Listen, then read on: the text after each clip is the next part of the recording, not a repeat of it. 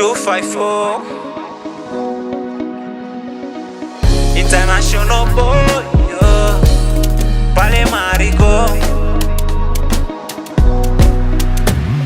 Hakuna maskini mbaya kama umaskini wa mawazo. Situfanya tunane wabaya eti ukabili we chanzo. Hatuwezi tukatatua mabaya tukidanganya hayapo. Yaliyopita sio ndwele, Mkenya fungua macho. Giza haiwezi kuondoa giza, nuru pekee ndio huleta miujiza. Chuki haiwezi kumaliza chuki, upendo pekee kwetu ndio tiba. Ndio tiba, ndio tiba. Atupendane, atushikane, a life is too short. Bendera kipepea, taifa twasimama. Mbele twatembea, wazee na vijana. Taifa twaombea, asote twashikana. Juu sisi ni wa Kenya, asote twafanana. Asote twafanana, asote twafanana, asote twafanana, asote twafanana, asote twafanana, asote twafanana, asote twafanana, asote twafanana, asote twafanana, asote twafanana, asote twafanana, asote twafanana. Piga kura usipige jirani, oye jenge taifa usimlenge fulani. Inchi ya kitu kidogo, inchi ya watu wadogo. Bendera kipepea, taifa twasimama. Mbele twatembea, wazee na vijana. Taifa twaombea, asote twashikana. Juu sisi ni wa Kenya, asote twafanana. Asote twafanana, asote twafanana, asote twafanana, asote twafanana, asote twafanana, asote twafanana, asote twafanana, asote twafanana, asote twafanana, asote twafanana, asote twafanana, asote twafanana. Get easy one.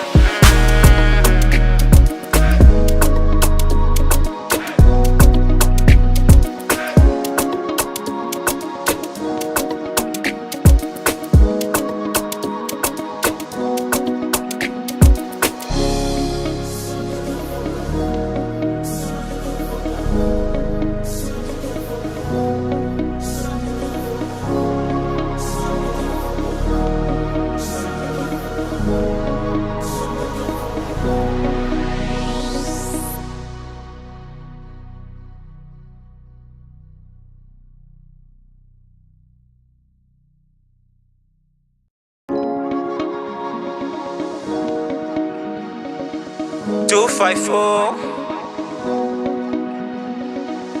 International boy, yo.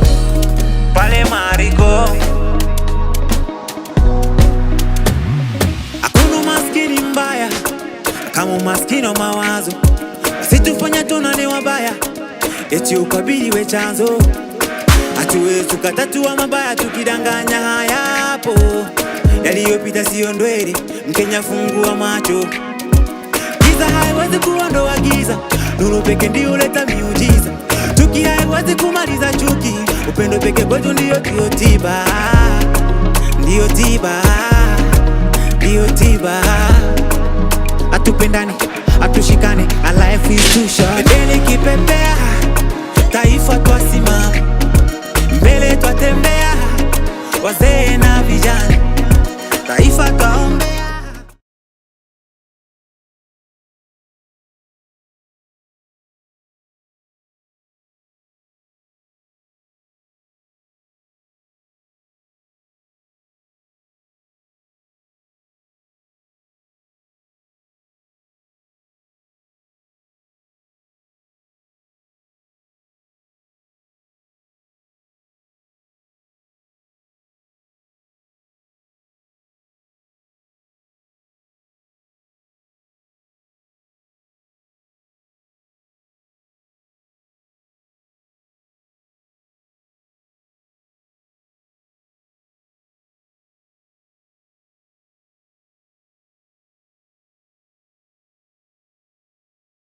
kuelezana, kwa maana I think we are most informed on the matter concerning peace. God bless you.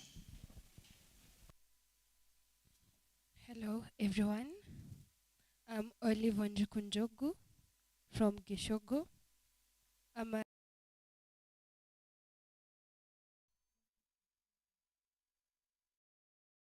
an advocate for peace, and we are telling people in this season where we are about to do election, we should embrace peace. Thank you. Asante sana, and thank you for agreeing to be here with us. Nataka kuanza na swali to the pastor. Nilikuwa nimezungumzia before about mambo ya tribes. Hapa Kirinyaga si wa Kikuyu pekee. Kuna watu kutoka different tribes. Lakini nilivyosema, wakati wa siasa, wakati wa elections, watu wanaanza kuogopa. Wanaanza kusema kwa sababu labda nimetoka a tribe ambayo hapa mnaonekana si I favor the political party, watu wanaanza kukimbia. Ni nini unaweza ambia watu wa Kirinyaga kuhusu jambo la tribe, kuhusu jambo la kuishi pamoja kwa wakati huu? Thank you so much. What I would like to say about the different tribes that we have, would like first of all to take, as a pastor, I would like to take people back to the Bible, just a little bit. In the book of Genesis, the Bible says in the beginning, people are speaking one language. So when you speak one language, there was no problem, everything was okay. Until it came to a point when people wondered, this God ambaye ako juu sana tumuoni nini, wakafikiria wajenge mnara ndio afikie Mungu. Na walipokuwa najenga, Mungu akaangalia akaona ni kama hawa watu vile wanafanya watatufikia. So God decided, akaitana binguni, akasema tuende tupige hawa watu na kuchanganyikiwa. So Mungu alipokuja akapiga watu na kuchanganyikiwa, hapo ndipo lugha nyingi na mambo nyingi za elewana zilianzia. So if we can go back pale ambapo watu walikuwa wanazungumza lugha moja, kila kitu ni moja moja, tunaweza kuelewa kwamba sisi sote ni watu moja. And to prove that, kila mtu ambaye katika dunia iko na masikio mawili, macho mawili, hakuna damu ya mzungu, hakuna damu ya Mwafrika, yani kila kitu tuko sawa. Isipokuwa ni hapo kidogo tulipata kuchanganyikiwa wakati tulipokuwa tunataka kufikia Mungu.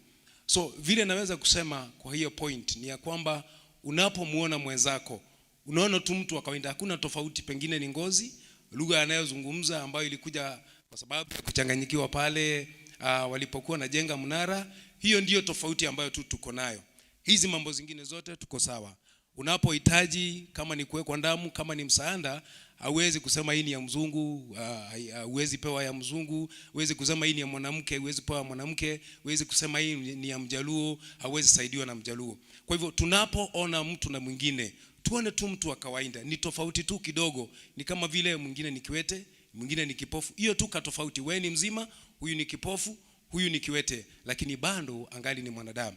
So tunapoona mtu na mwingine, ni vizuri tusione hiyo mambo ya lugha, tusione hiyo mambo ya kabila yake. Uone mtu ambaye ni fearfully and wonderfully made of God. See a brother, see a sister, see your mother, see your father, see your son, see your daughter, and likewise and likewise. And when you see it that way, hautakuwa na shinda kupigana na ule mtu ama kumtoa uhai ama kungangana na yeye. Thank you.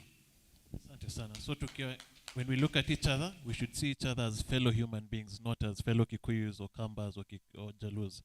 The same question to Gakono. Ukiwa hapo kama watu wa bodaboda, saa zingine mtu anaogopa kuja kuwa mtu wa bodaboda ama kufanya kazi kwa sababu anasema labda kwa sababu mimi si Mkikuyu, wale wengine wa bodaboda watanirusha ama watanipiga. Ni nini unaweza sema kuhusu jambo hilo? Okay. Kwa upande wa watu wa bodaboda, when we are working, sisi hatunanga hiyo mipaka ya kusema huyu mtu ni wa kabila hii, kwa sababu once umekuja kazini asubuhi, unakuja kubeba Muhidi, umekuja kubeba Mzungu, umekuja kubeba Mjaluo, you do not come to serve only the people who talk your language. So kwa upande wetu wa bodaboda, hata sio tu wale watu tunabeba, hata wale wananunua bodaboda, tunasema kama unakuja kwa chama, umejiandikisha kibinafsi, hatukuulizi wewe ni wa kabila gani, hatukuulizi elimu yako imefika kiwango gani, hatukuulizi wewe ni wa dini gani.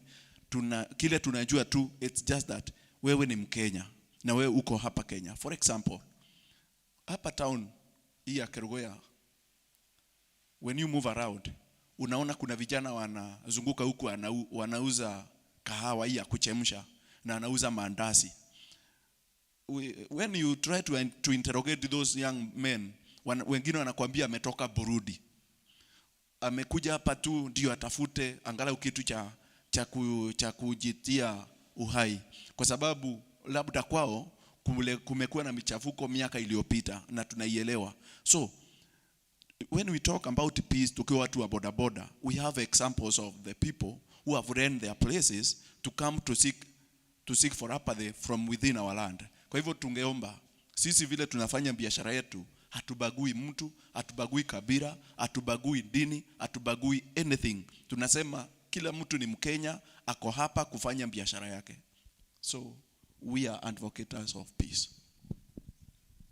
Asante sana Gakono. And I'll give the same question to Olive, but now from the perspective of a young person. How are young people viewing tribalism? Are we seeing a change as compared to the older generation? Are young people becoming more accepting of other people from different communities, or is it still the same problem we have seen over the years? Okay, thank you.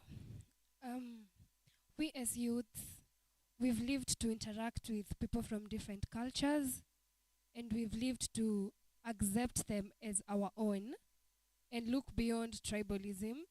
We want to live as brothers and sisters, irrespective of where we come from, irrespective of any region we come from, but come together and work together and be one thing. Tribalism is something of the past, and we as youths are focusing to build our nation, a nation that is filled with love and unity and more so peace. Thank you, Tele. We're focused on building this nation. And ndio maana tunataka kusema ya kwamba unaona watu wakati wa siasa wanaanza kutupa mawe. Tuseme ya kwamba mawe ni ya kujenga nchi, si ya kubomoa nchi. I think that is extremely important. Na ningetaka kurudi kidogo kwa Gakono. Ukiwa mtu wa bodaboda umesema kufanya biashara, mnakubalia kila mtu. Lakini wakati mwingine unasikia ya kwamba watu wakifanya biashara hapa, unaambiwa ukipigia huyu kura atawatolea permit zenyu, ama watu ambao wanafanya kazi town watapelekwa pahali pangine. Nini ungesema kuhusu mambo hayo ambayo news ambayo haija confirmiwa ama it's not fake news basically ambayo inaspreadiwa kuhusu the rumors ambazo huwa zinazunguka kuhusu watu wa bodaboda ni kwamba one in various forums watu wa bodaboda hawananga na stage ambazo they are kept aside for their business. So watu wa bodaboda wanakubaliwa kufanya biashara anywhere ukipata mahali strategic ambako unaweza pata customers zako unafanyia kazi hapale. So other stories ya kwamba fulani akichaguliwa watu watafukuzwa hapa wataenda kufanyia biashara mahali kwingine, I think in my view watu wa county government hawana shamba ambayo wameweka kando ambapo watapeleka watu wa bodaboda katika Kirinyaga kufanyia biashara. Labda hiyo kitu itakuja maybe after the elections. But I want to say, politics is science. Na watu ambao wanaenda kufanya political science, the introduction wanapata kulingana na ujuzi wangu wanaambiwa politics is science of justification. Kwa hivyo mtu akisimama tu kukuambia kitu atakileta mpaka ukumbali kama hiyo kitu ni ukweli, but utakuja kuelewa baadaye ni uongo, alikuwa tu anataka kujustify ndio apite mtihani umpatie kura yako. So sisi kama watu wa bodaboda wakati huu tumechanuka sana. Ndiposa ukizunguka especially hapa town utakuta very few people wamevaa reflector ya politicians, very few, kwa sababu wameshaelewa. Na ile siku utawakuta wakiwa na reflector almost wote, ukutane nao kwa barabara wakiwa wamevaa reflector ya mtu fulani, almost everyone wa boda boda ako na reflector ya mtu fulani, ujue hiyo siku amekuwa ameajiriwa na huyo mtu na alilipwa asubuhi. Sasa kesho utamkuta na hiyo reflector, utamkuta na kitu kingine. So sisi kama watu wa boda boda, I think wakati huu tumechanuka, na hata wanasiasa pia wanatuogopa. Asante sana. Watu wa boda boda wamechanuka. Na hiyo ni mzuri. Nataka kuambia kila mtu to confirm and verify. Whenever you get any information, you confirm and you verify. And a similar question again to Olive, kwa sababu pia wewe ni mtu wa biashara. Na unasikia pia something very similar. Mtu anaambiwa ya kwamba ukipigia huyu kura kwa sababu labda umetoka Mwea na unafanya kazi Kerugoya, utatolewa ama utarushwa mbali. What can you say about such information that is being peddled? Thank you. Doing business, we experience politicians, and like my friend has said that politics is just a science.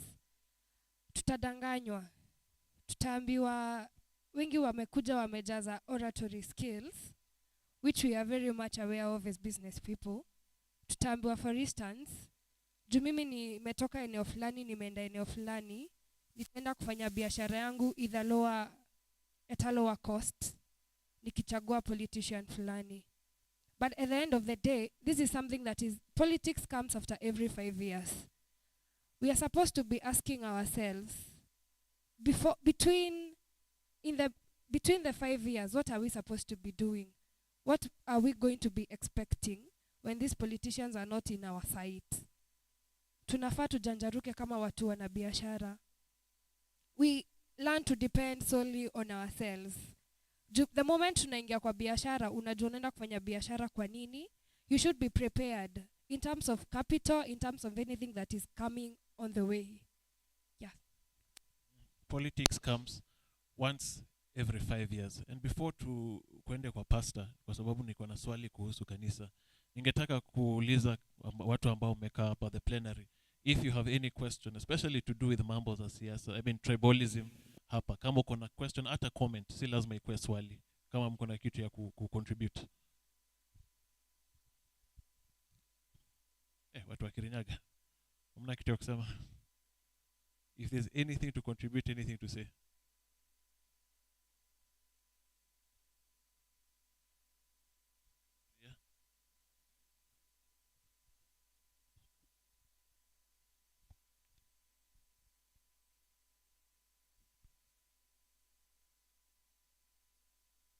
Good evening. My name is Boniface. I'm also here in the Priest presenting the Student Council. Despite representing the Student Council, it's just a point to clarify on my brother here, the Budaboda chairman, that politics is all about an art. It's all about a theory.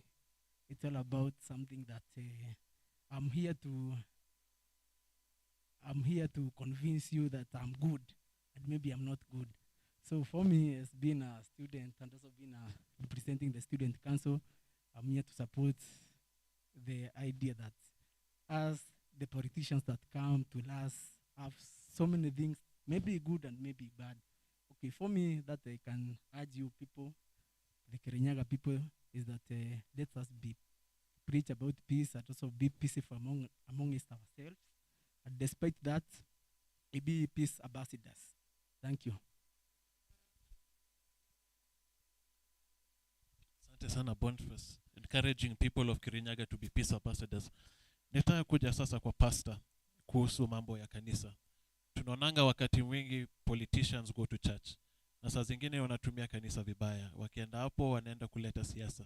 Yeah? What message do you have during this period to your fellow people and religious leaders to ensure that the church is used properly and used as a positive tool and not a negative one?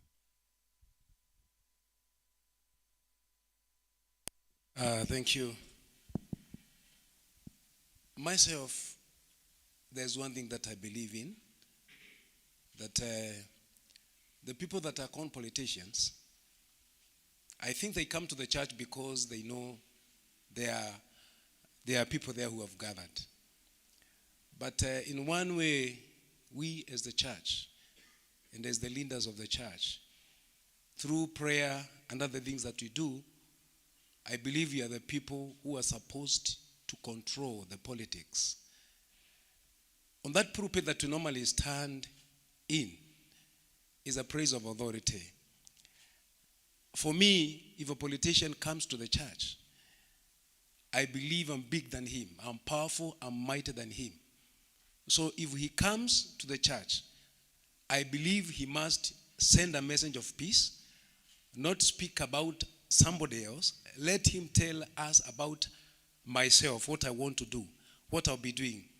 There is a saying, fizi akitaka kukula mtoto wake, anaanza kusema ananuka mbuzi. Alright?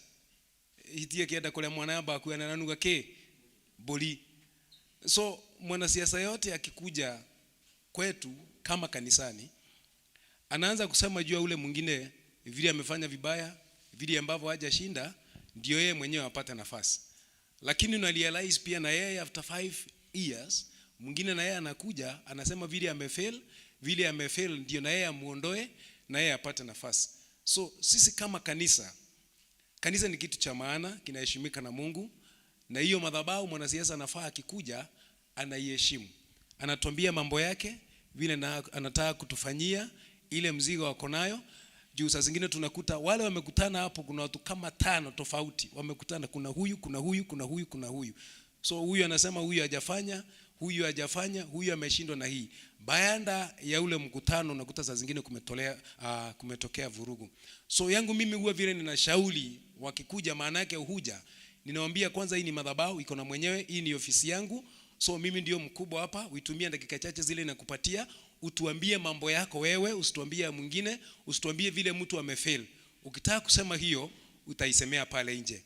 Lakini kanisa ni mahali pa peace, is a place of peace, is a place where people who are injured come, ndio akaweza kuponywa roho zao. Na sababu huyu anaamini huyu na yeye anaamini huyu, tunapoanza kupigana unakuta ule mtu alikuwa amekuja kuponywa kwa neno la Mungu, lakini tayari umemkwaruza, anatoka hapo akiwa na hasira. So the message that they should come with in the church is a message ambayo haitawanya mtu, haitakwaza mtu, haitafinyilia mtu katika akili zake. Yani wewe unatuambia mambo yako, unamaliza, unakaa chini. Mwingine anasimama anatuambia vile anataka kutufanyia, mzigo walioko nao, anamaliza, anakaa chini. Kwamba kila mtu akitoka katika kile kikao atakuwa na amani. So ni jukumu yetu sisi kama wahubiri, na sisi ndio najua we have failed. Sababu tumeshindwa na kulida madhabahu itumike kwa njia ambayo inafaa. Asante sana kwa hayo. Asante sana. And it's good to hear people sometimes taking responsibility and saying, hapa we did not do right, but this is the way to move forward. Na kwenda kwa bodaboda, kwa sekta ya bodaboda, ni vizuri sana tuko na chairman hapa wa bodaboda. Wakati mwingi nyinyi kama especially leaders wa bodaboda, mnasikia saa zingine mnaitwa hapa na pale, wanasiasa wanasema hawa labda tuwapatie pesa kidogo muende mpatie watu wenyu, lakini mnapatiwa pesa za kwenda kuleta vurugu. Mnaenda kwa campaigns za watu, mnaanza kuleta vurugu. Jamani, nini unaweza kusema kuhusu jambo hilo, na nini unaweza ambia wenzako katika hii sekta ya bodaboda kuhusu kuensure that hawaendi hawachukui pesa na kwenda kuleta vurugu pia?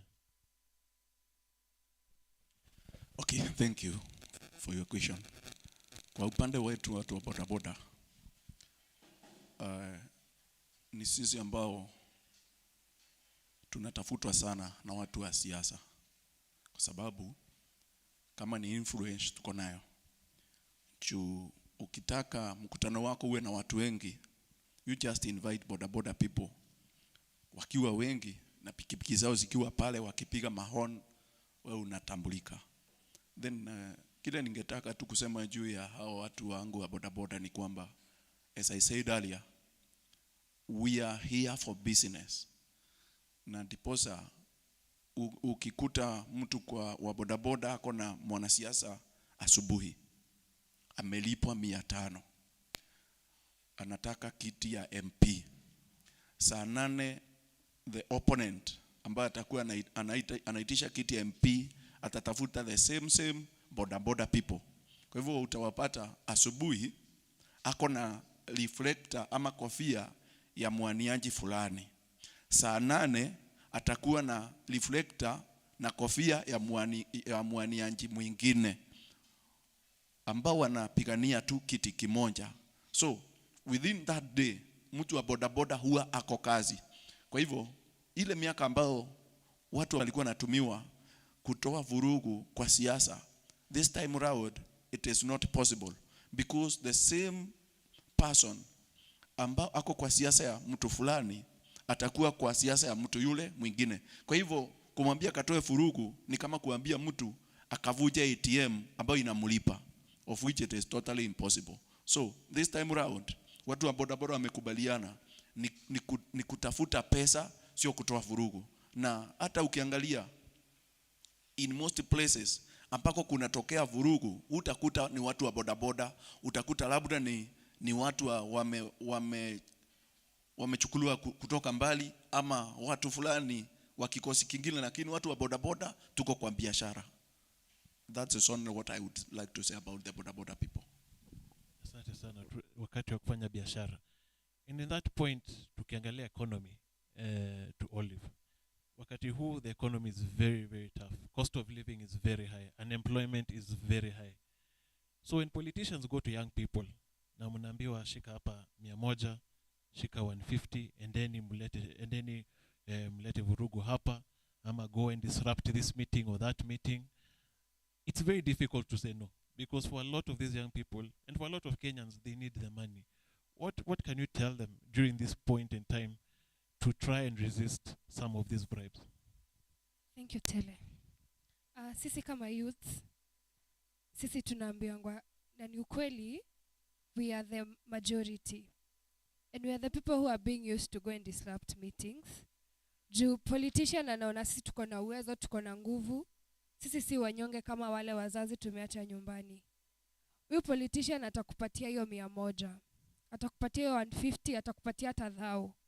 Lakini back in your mind, are they involving their kids? This politician has kids as well. Kama sisi kama youths tumesema kama watoto wake hawaendi kuandamana na sisi going. Tukiangalia pia economy is very bad. Hii pesa umepewa 150, ni nini kubwa unaweza fanya nayo? This nothing. Unga hata yenyewe itoki 150. Hata chupa moja ya bia kama utapewa pesa ukakunywa, hata chupa moja ya bia itoki 150. Let's value life. What if uende ku disrupt meetings za wenyewe, you get attacked, physically attacked? Ile pesa unafaa ufikirie, ile pesa ulipewa itakugharamia kwenda hospitali. It cannot. As youths, sisi ndio majority, and we are the people who can change our nation. Let us say no to violence. Let us say no to be used by politicians. They also have kids. If they want things like that to go on, wanafaa waweke watoto wao mbele. Pia in the battle, kuna wale watu walikuwa wanaweka kwa mstari wa kwanza. Tukiangalia kwa hiyo mstari, tunafaa tukiwa tunaangalia the faces of their kids, not us youths. Tutafinyiliwa, yes. Lakini when we aspire to work hard for what we want to feed on, hiyo pesa tujitafutie. We keep ourselves busy. Hawa watu wanakuja kutafuta juu we don't have things to do. We are the most idle people. But there's something small you can do that can keep you busy, and the politician will keep off from you. Let's embrace peace. And let's embrace not being used. Thank you. Let's embrace peace. And you said about young people having energy, and that young people should channel their energy in the right way. Na pastor ningetaka kuuliza, kwa sababu as pastor obviously unadilingi na vijana wengi. Amesema kitu kimoja ambayo Kirinyaga nimesikia sana, kupatiwa pombe. Unapatiwa pombe, unaambiwa you get intoxicated, hapo ndio unaambiwa uende upigane. What advice from your standpoint do you have to these young people that are taking bribes, that are taking alcohol? What would you tell them during this particular moment in time? Thank you.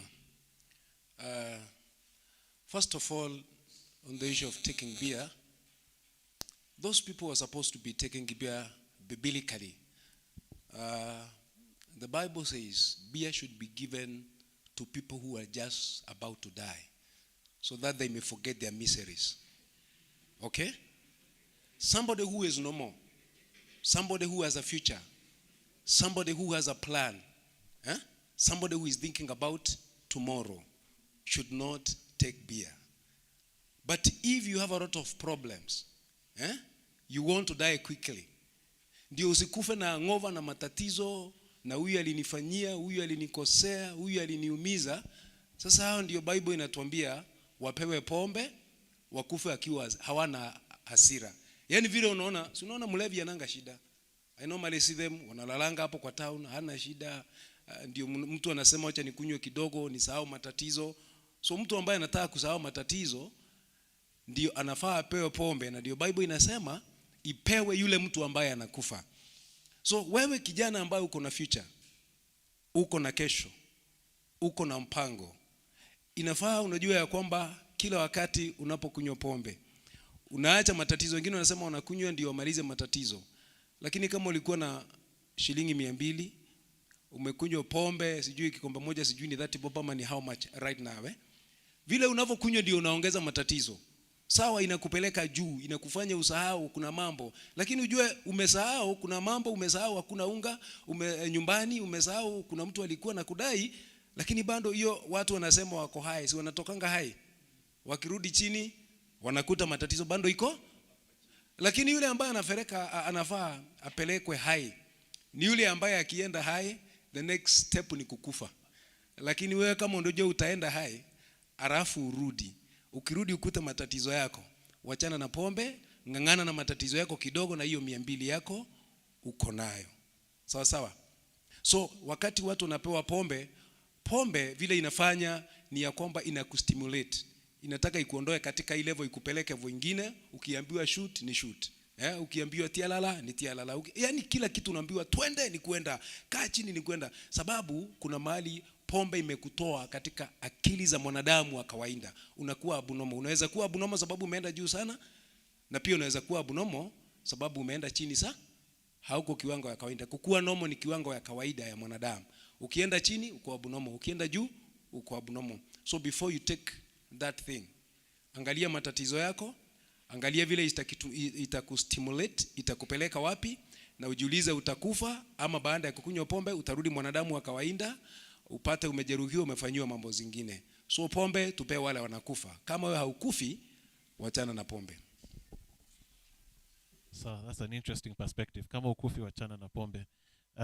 Tukiendelea na jambo la economy, na tulikuwa tunaongea kuhusu young people kuhongwa. Pia economy ina affect sector ya bodaboda sana. Tumeona fuel prices imeenda juu, na imemaanisha ya kwamba you're not making as much money as you once were, and that is something that is number one making you people angry, which is understandable, but also it's giving politicians an opportunity to use and misuse you, right? Tumesikia a lot of propaganda. Pia mumeambiwa mtapatiwa pesa, mnaona watu wa bodaboda wana struggle, wacha tukuje tuwatupie pesa at least wanze. Ni nini mnaweza kuongea kuhusu jambo hilo la economy, and what do you guys think as bodaboda people, mkienda kupiga kura, mkiangalia jambo la we want to improve the economy, what could you say on those issues?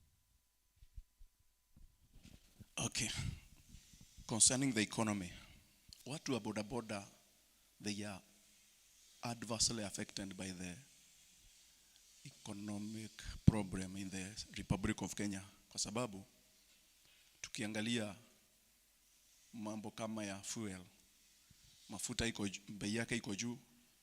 Tukitoka kwa mafuta unaenda kwa spares. Spares are also untouchable, they are very expensive. Na watu wa bodaboda ni watu wako na familia zao, ni watu wako na watoto wanasomesha, ni watu wako na mabibi wanatunza na mambo mengine. So tukiangalia vile maisha inakaa siku hizi, na ndiposa ukiangalia watu kama the politician ambaye anakuahidi kitu anakupea, in most cases kile anakupea it does not match your daily need. It even does not quarter match. Kwa hivyo, na wenzangu ni washahidi ya kwamba wakati mnaalikwa mahali, for example, today in the morning, you came very early. Some of you came very early. You had been invited somewhere, just to come later in the afternoon complaining, hey, hiyo siku imekuwa mbaya, tumechomwa 200 tu peke yake. Na yule mtu ambao bado ako kazini, since you went, unakuta mtu ambaye ni muungwana bado alikuwa kazini, anakuambia tangu muende umechomwa 200, mimi nimejitafutia kwa customer zangu around 1,000 shillings. So kile tu ningetaka kushauri wenzangu watu wa bodaboda, let us not be misused because of the economic problem in the nation. Kaa kwa biashara yako, na wale wateja ambao Mungu ameelekeza kwako, they you meet the needs of your day. Kwa sababu ukifuata mtu, yeye ataenda mkutano wako utaonekana uko na watu wengi, lakini amekutumia vibaya. So let us be careful. So kwa hayo tu ndio ningetaka niseme. Kama nilivyotangulia ni kusema ya kwamba watu wa bodaboda, kile tunafanya ni biashara. Na katika biashara hizi, hao watu wa siasa wanaingilia katikati, anaangalia wale watu ambao labda ni hopeless, anaona watu wa bodaboda kama ni watu hopeless. But let us be serious people in our business. Kazi yetu ni ofisi. Na ndiposa naambia customer akija, customer akiteta sana unamwambia hii ni ofisi. Nikiamkia asubuhi ninataka kiatu yangu ipigwe rangi.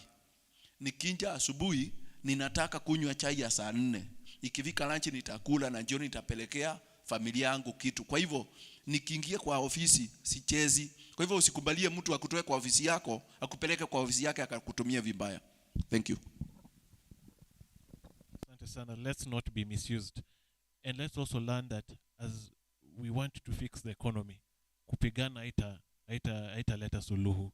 The best way to fix the economy is to try and vote and look at manifestos and who has the best plan to vote. And I want to come to Olive on that point. Voting. Young people don't want to vote. Tuliona wakati wa registration, voter registration, the numbers of young people who came out to register were less than what was expected. What encouragement can you give young people to ensure, or what can you tell them? What is the importance of you as a young person voting? And remember that young people in this country are 75% of the people. 75% of the people in this country are below the age of 35. What do you tell those people to encourage them to go and vote? Thank you. In this country, we as youths, I said earlier, we are the majority. The 75% is a number that can change this nation. We are told, be the change you want to see.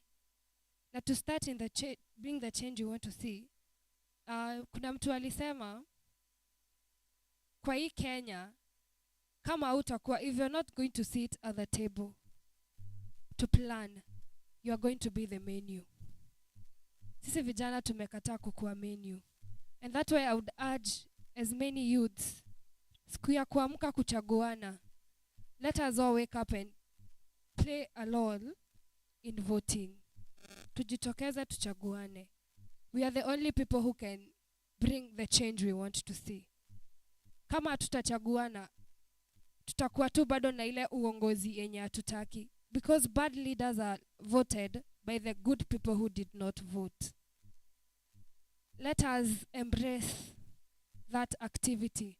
It's a democratic right to every Kenyan to vote. Wanarika, youths, vijana tujitokeze tukachaguane. If you're not at the table, you're on the menu, right? I want to give the same question to the pastor. Again, because as I said, you talk to a lot of young people. What is your advice to encourage them this time around? Wasikae wamelala ikifika August 9th. Waamke, waende, wapige kura. First of all, ni jambo la kuhuzunisha sana. Sababu wakati kura zilikuwa zinachukuliwa, niliuliza vijana wengine, hata mwingine nafanya kazi na yeye, nikamuuliza